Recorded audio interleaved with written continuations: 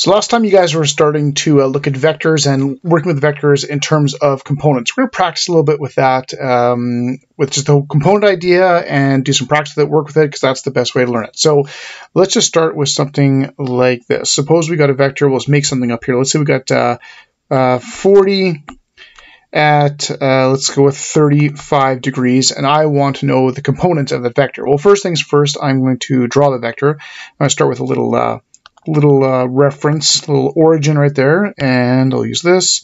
And 35 degrees would probably be something like that. So that would be 40 long, and my angle right there would be around 35 degrees. So I want to know what are the components of that vector. Okay, so remember, we take vectors that are at angles like this and we make them to right triangles. So I'm going to start by doing that. So I'm just going to, and I always like to start where my vector starts. I'll draw my little x-axis, and then I'll go up to meet the vector, and there's my right triangle. And then once I have my little right triangle, I can use my basic trig in order to figure out my x and y components. So I'd want my x component, I'd want my y component. So my x component would be 40 cos 35, and my y component would be 40 sine 35, and I get my components. So if I do the 40 cos 35, I get a component of around 32.8. So this would be 32.8. So I'm just solving the triangle. And if I do the similar type of thing for my y component, I will get around 22.9. So that little side right there is 22.9. And it's going to the right, so my x component is positive, and it's going up, so my y component is positive. So that's it. So my x component is around 33-ish, and my y component would be around 23. Okay, so let's just do another one here. Let's suppose we got, let's go, let's change the color back to black here. Well, that's just terrible. There we go. All right, so let's try 85 at, let's go with 250 degrees. Okay, so I'm going to draw my little reference again. It comes in handy sometimes, especially when you're starting out. And I'll draw my line. So to the right would be 0 degrees. So I'll start curling up. That would be 90. That would be 180. Going straight down would be 270. I don't want 270, I want 250. So I'll crack it back a little bit. Crack around 20 degrees this way. So something like that. Okay, so my angle is 270 around this way. I mean, it's also negative 110. You could look at it that way as well. It doesn't make any difference. But there's my angle right there. So I got the 250. So again, I'm going to make a right triangle out of this. I'm going to start where I started from, make my little x-axis, and then drop it down to meet up, something like that. And just when I do this, if you remember I told you before, I like to use my smallest angles possible with the x-axis. I don't really like using the whole 250. If that's 250 wrapped all the way around, this would just be 70 degrees in there. And I'd much rather use the 70. I don't recommend using the 20 in there. I would use the 70 degrees, and that's the angle I like to use. So my x component and y component, let's see, so it'll be 85 cos 70 degrees and 85 sine of 70 degrees would be my two components. So I'll do my 85 cos of 70, and I get 29.1, and it is going to the left, so I'll make that negative. And y component, I've got the 85 sine 70, and do that, and I get 79.9, and it's going down, so that one would also be negative. So those would be the x and y components of those two vectors put together. Or not those two vectors, but those are the x and y components of that vector. Now, what if we wanted to take these two vectors and combine them together? Okay, so let's add the vectors. All right, so if we wanted to take these vectors and add them, let's put them together. If you remember from before, you take each one, make it a right triangle, find the x component, find the y component. And then what we do is we put the total components together. And it's really common to use a little XY chart to help organize. So for the first one, my x component was 32.8, my y component was 22.9. For the second one, x component was negative 29.1 and negative 79.9. And then I am going to total those together. So I got 32.8 and I've got the minus 29.1. And that leaves me with an x component of 3.7, which tells me right now that this thing isn't going very far sideways anymore. Okay, where am I getting my answer? All right, but I got the 22.9, and I'll put that together with the minus 79.9. I'm going to put them together, and I've got negative 57. So just looking at that, negative 57.0, just looking at this, I can tell that this thing, isn't going very far sideways, and it's going really far down. So my answer is going to be going pretty much straight down. Okay, so well, let's piece these together. So I got my total x, I got my total y. So now I will make my new triangle, and I always like to start with my x first. So starting nub, so 3.7 sideways, and then I'm going to go down 57. So there's a whole bunch going down. And then that tells me that my answer would go from beginning to end. My answer would be something like that. And of course, it's right triangle. So the hypotenuse is going to be pretty much 57. In fact, you should get around 57.1. It's almost the same length as the one side. So what about the angle? So we're going to get the angle here. And I would solve for this angle right here. I always like to go from my x-axis to the resultant. So I like to use tan theta. I'd probably use tan theta of the 57 and the 3.7. So if I do that, I can find my answer or my angle inside of here. It's going to be a big angle. It's almost 90 degrees. And if I actually calculate it, I actually get right inside there. It's like 86 degrees. So that's the angle I like to use. Now it's going, here's my positive x-axis, and all angles are typically measured from there. And it's 86 down. Like, you could wrap it around all the way around to be like 274, or you could just say the 57 at negative 86 degrees. Now I would just like to use the 86. You could wrap it all the way around and say 274 if you wanted to. Doesn't matter, but I'd use the negative 86. Okay, so this is basically what we were working on a little bit last time. Take the vectors, how far sideways, how far up and down, add their components, get the totals, and then make your new triangle and solve the triangle with that. Okay, so let's continue practicing with this a little bit. We're going to go back to a sheet that should look familiar and do some more work with this. All right, so hopefully this looks familiar. We did this sheet before, except we did it with just drawing scale diagrams.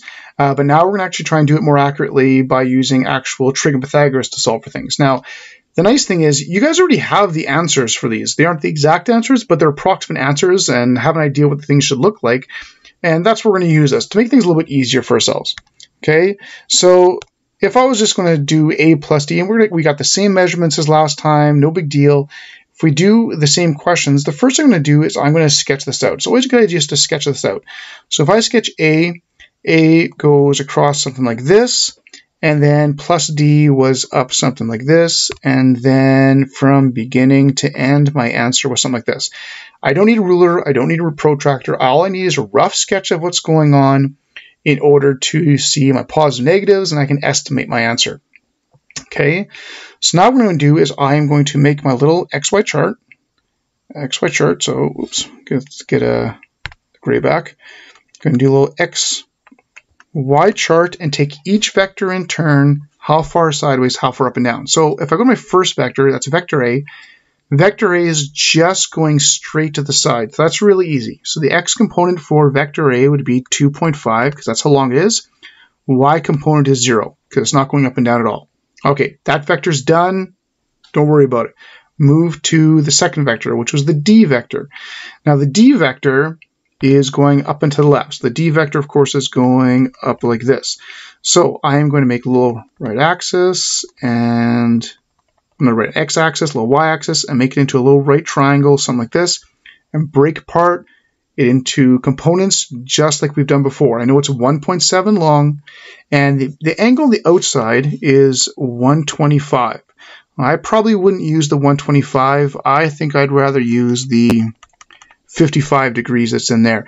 Some people like the 125. It doesn't really matter. I like to use smaller angles when I calculate this stuff. All right, so what I'm going to do is I'm going to do 1.7 cos 55, and then I'm going to do 1.7 sine 55 and get my x and y components. So if I do 1.7 cos 55, I can find out this little side part here is, and we'll round off a little bit. It's about 1.0. And if I do the 1.7 sine 55, the little vertical part here is around 1.4, and those are the parts I'm going to use in my little table of values. So my x value is 1.0, but that one's going to the left, so I'm going to make it negative. Okay, y component's 1.4. It's going up, so that's fine the way it is. So I've got my x component for the first one, my y component for the first one, my x and y components for the second one. All the pieces are done. Now I'm going to take these guys, and I am going to put them together. So I got 2.5 combined with negative 1, so that's just 1.5. And of course, those put together is 1.4. All right, so I've got my total x, I've got my total y. And you can see when I'm doing this, I didn't write out my trig functions, that kind of stuff. Once you get the hang of it, and you know how to solve the triangles, you don't need to show all that sine and cos stuff if you know what you're doing. Like, it just becomes more efficient a little bit quicker. Okay. All right, so now that I've got my totals, just like before, I'm going to draw my new triangle. I've got, let me make a little nub. Okay, I've got 1.5 in the x direction. Then I'll go up 1.4 in the y direction. And then I've got my answer going across something like this. So now I'll use my Pythagoras and my trig to solve for it. So let's use Pythagoras to solve for the hypotenuse. So I've got the 1.5. I'll square it plus the 1.4. I'll square it, and then I will get the hypotenuse, and we'll round off. It's about 2.1. Okay, there's my starting point. I want my angle from the x-axis to my resultant, which is right there. So it's just under 45 degrees because those two sides are the same. So if I'd probably use tan theta for that. We get around, it's 43 degrees in there. All right. So my hypotenuse is 2.1, so the answer would be 2.1, and it'd be at 43 degrees. And that angle is measured from the positive x-axis from where I'm starting from, so that's perfectly fine the way it is. And if we go back to when you guys did this drawing, right now we got 2.1 at 43, and when you drew it, let's see, the estimate was like how it was like 2 at 40. So 2 at 40 is actually really close to 2.1 at 43. Okay, so it works out a little better, and everybody would get the same answer doing it this way.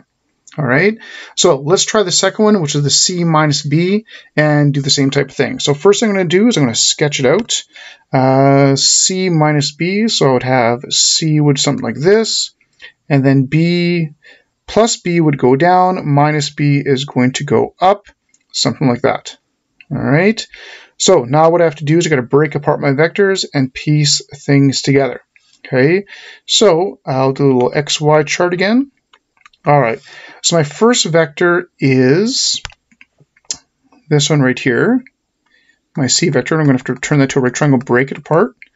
Okay, so that's 3.6 long at 18 degrees. So I'm going to do 3.6 cos of 18, and I'm going to do 3.6 sine 18. It's going to the right, it's going up, so everything's going to be positive, so it's a little bit easier. So the sideways part here, if I just solve for that part right there, is around 3.4, and this is 1.1. So I'll put that into my chart. 3.4 sideways, 1.1 going up. Now, of course, the second vector is super easy. That's just b going straight up, and that was like 1.0 long. So the x component for this guy right here is 0, because it's not going sideways, and the y component would be 1.0. All right, I've broken them apart. Now add up all the x's, add up all the y's, and I've got my two totals, 3.4 and 2.1. Now that I have my new totals, I can make my new triangle. So if I make my new triangle, it's 3.4. I'll make a little starting nub. So 3.4 sideways, positive, and 2.1 up, also positive. And then my resultant is going from beginning to end, something like this. So once again, I can solve for my hypotenuse using Pythagoras. Is going to work really, really well. So if I solve for that, it's probably around 4 or so. And yeah, it's 4.0. So this is 4.0. We can solve for the angle. And I'd probably use inverse tan for that right there. And if I solve for this angle, it's like 32 degrees. And that angle is from the positive x-axis, so that's perfect. So answer for this one, those two vectors put together gives me 4.0 at 32 degrees. And if we check the estimate we had last time from the sketching, it was 4 at 30. So there we had 4 at 30. Here we've got 4 at 32. So that's awesome. And of course, if we, had done the sketching, we just drawn like this, and that looks pretty much the same, which is exactly what we want. Okay. All right. So let's try the next two. Now, keep in mind when you're doing this stuff, especially when you're first starting out, if you miss a positive or negative, it's no big deal. If you got your x and y and the values flipped, no big deal. Pick the wrong angle, no big deal. A lot of this comes with experience and just figuring stuff out. And quite frankly, the little mistakes never go away. You're like, it's just the way it is. So don't worry about it. Just keep on going. And the mistakes never go away, but you get less and less and less of them as you do more and more of it. All right. So let's keep on going with this type of stuff and calculate the bottom two. And again, we've already got estimates for them. We have an idea what they look like from the previous time we did this sheet, but hopefully we can get some more accurate, consistent results here. And again, if your answers aren't exactly the same as mine, it's probably just like decimals and calculator type thing. Don't worry about it. As long as you're close, you'll be good to go. All right, so let's look at a plus 2b minus c. So a plus 2b minus c. I'm actually gonna take this stuff right here, and I'm actually going to move it. I'm going to copy it, and oh, come on. Oh, get rid of that. Copy that. Oh, that didn't work. Now let's try this again. So I'm going to take this. I'm going to move it down here so I can actually see it a little better. There we go. Okay. All right. So you got a plus 2b minus c. All right. So a was straight to the right. Something like this. 2b was on the way down, but there was two of them. So something like this. C was going up right, so minus C would go down left, so something like this. So I'm expecting my answer to be something pretty much straight down. I guess we'll see what we get. All right, so we got three vectors this time. No big deal. Just take them one vector at a time. That's all we have to do. And I usually do mine in order. Some people do it differently, but I like to do mine in order. All right, so the first one there, vector A, is just going straight to the right, so there's no y component, and I know it's 2.5 long, so the x component would be 2.5, y component is 0. I go to my second vector, which is just going straight down, so since it's going straight down, it's not going sideways at all. I know my x component is going to be 0, and my y component, b is 1 for length, and since there's two of them, it'd be 2 going down, and it's going down, so I'm going to make it -2, because it is going down. And then I've got C, and that's -C. Now, I broke C apart in the previous question. So if I check the components were 3.4 and 1.1, and that should be the same, except now going the opposite way. So this will be 3.4, and this should be 1.1. So it's the exact same triangle we had before, so I can just move the numbers over because I know they're going to be the same. So the x component for that one is 3.4, but since it's going to the left, it'd be -3.4. The y component is 1.1. That vector is moving downwards, so that'd be -1.1. So there's all my components. Now that I have all my components, I'm just going to add them together. So I've got the 2.5, and I've got 3.4, which is negative. I put them together, and I end up with -0.9. I've got these three, put them together, that's negative 3.1. All right, so I've got my total x, I've got my total for my y's. Now I'll make my new triangle. So I'm making a little starting nub, and I'm going to go negative 0.9, so that'll be to the left 0.9, and then go negative 3.1, so I'm going to go down 3.1. Okay. Notice I draw like tip to tail. Don't draw the negative 0.9 here and then go back to the nub and go down. You want to go tip to tail. All right. So then I go from beginning to end for my resultant. So something like this. And I can solve for that triangle. So again, I'll use my Pythagoras to solve for the hypotenuse, which is probably going to be, well, it should be low 3s. And if I check the length of that one, it's like, this is like 3.2. The angle I'm going to solve for, there's my resultant, x-axis is right there. I like to solve for my angles to the closest x-axis. So if I do my tan for that one right there, or my inverse tan actually, I can find that angle. It's a pretty big angle, it's probably like 70, 75. It's actually 74, so apparently this is 74 degrees in there, good old trig. And then I can piece the things together. So for my answer, I know my answer, it's 3.2. So it's 3.2 long at, I got that 74. I don't actually want to use the 74, because remember, you want your answers from the positive x-axis, which would be right there to the right. So I'm going to wrap it around. So it'll be 180 from there to there. 180 plus 74 would be 254 degrees altogether. You could have gone the negative way as well, which would be like a negative 106 degrees. It doesn't make any difference. I don't like using negative angles more than 90. I just find it harder to visualize. I don't know why. I would prefer the 254, but it doesn't really matter. Okay, and if we check our estimate from the last time we did this, here we got 3.2 at 254, and we had 3 at 260. So really, really, really close. Okay.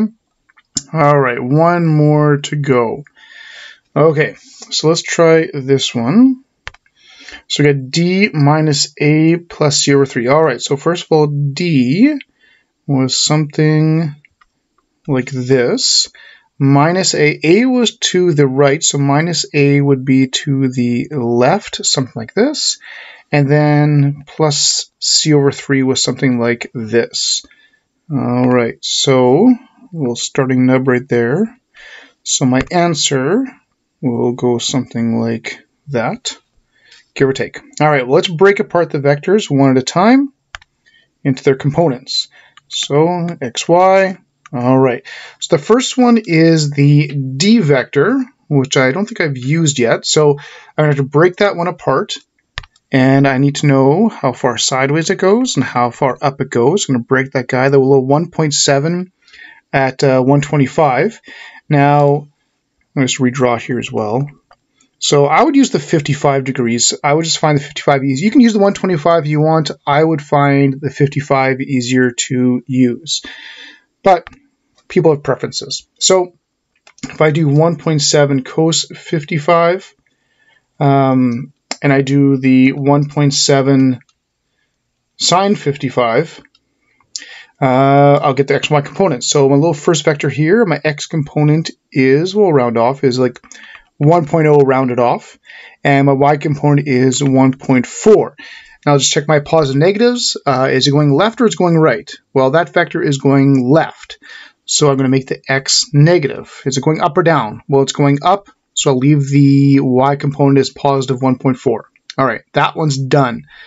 Move to the second vector. Move to the negative a vector. Okay, well, my a was 2.5 long. That's from the beginning there. It's 2.5 long, and it's going straight sideways, and it's going to the left. So the x component would be negative 2.5. It's not going up and down at all, so the y component would be 0. All right, so now I got to break apart my last one, which is my c vector. The only thing is it's a third of c, so it's not the whole 3.6 centimeters. This is now just 1.2 because it's divided by 3, but still at 18 degrees. That hasn't changed. So I will do the 1.2 cos 18. I'll do 1.2 sine 18, and I will get my components. So the x component is around 1.1, and the y component is around 0.4. You could also have just taken the components we had when we had the full-length c vector and just divide them by 3. It doesn't really matter what we're doing.